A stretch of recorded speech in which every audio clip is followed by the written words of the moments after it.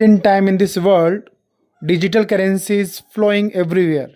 But ancient time से लेकर और मॉडर्न टाइम तक डिफरेंट डिफरेंट करेंसीज थी। जैसे कि स्टार्टिंग के अंदर बार्टर सिस्टम था, फिर उसके बाद में silver and metallic coins I, silver, copper, bronze, gold, और उसके बाद में नोट करेंसी आई। और नोट करेंसी के बाद में हम लोग कौन से युग में जी रहे हैं? डिजिटल करेंसी के युग में। ठीक है, तो हम बात करते हैं कि जो ये सबसे पहले करेंसी का दौर स्टार्ट हुआ वो कौन सा था।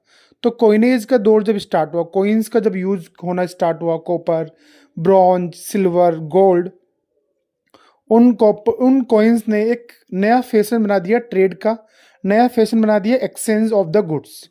और ज़्यादातर जो कॉइन्स मिली है हमें एंशियंट भारत में हिस्टोरियंस को और हमारे आर्कियोलॉजिस्ट को, वो कॉइन्स पंचमार्क कॉइन थी जो कॉपर की बनी होती थी, सिल्वर की बनी हुई होती थी।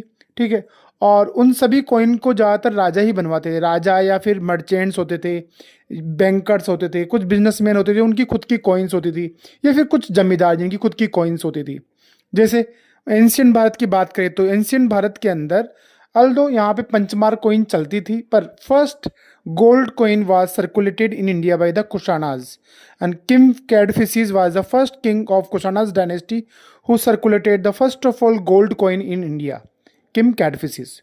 और the study of the coins is called the numismatic. Numismatic means is the study of the coins, including what called visual elements such as the script and images and metallurgical analysis that context in which they have been found. Okay, तो हमारे archaeologist ने सब चीज़ें जानने की कोशिश की, कौन से मेटल से बनती थी, उस पर क्या क्या इमेज होता था। ज़्यादातर जो कॉइन्स मिली हमें उन सब पे हमें यही एविडेंस मिला है कि स्टार्टिंग की ज़्यादातर अलग अलग रीजन में भारत के जब एक्सकेवेटेशन हो रहा है बाय द आर्कोलॉजिस्ट, तो उसमें पता लग रहा है कि मौर्यन डायनेस्टी की कॉइन्स सबसे ज़्यादा मिली है, गुप्ता डायनेस्टी की कॉइन्स भी मिली है हमें, यदुवंश की कॉइन्स भी मिली है हमें, यादव वंश की।